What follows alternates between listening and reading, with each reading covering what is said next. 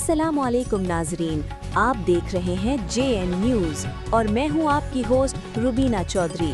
सबसे पहले नजर डालते हैं आज की अहम खबरों पर। हैदराबाद ब्यूरो चीफ जुबैद अली चना हैदराबाद के इलाके हाला नाका साइमा प्लाजा के करीब नहर के साथ जारी तरक्याती कामों के दौरान मुतअद्दिद रहायशी प्लॉट्स मंसूबे की जद में आ गए हैं, जिन्हें आज इंक्रोचमेंट करार देकर जुज़वी तौर पर मिसमार किया जा रहा है। इस कार्रवाई पे इलाका मकीनों की जानिब से शदीद एहतजाज जारी है। सड़क को ब्लॉक करके एहतजाज पे बैठ गए हैं, जिसके बाद सड़क पर ट्रैफिक की रवानी भी मुतासर हो रही है। इस मौके पर असिस्टेंट कमिश्नर सिटी पुलिस की भारी नफरी और पाकिस्तान पीपल्स पार्टी के सीनियर रहनुमा नवाब नोमी लगारी, नवाब खान सोमरू समेत दीगर पीपल्स पार्टी रहनुमा मौजूद रहे, जबकि कुछ देर कबल पाकिस्तान पीपल्स पार्टी के रहनुमा आजिज दामरा और वसीम राजपूत भी मौका पर पहुंच के सूरत हाल का जायजा ले चुके हैं।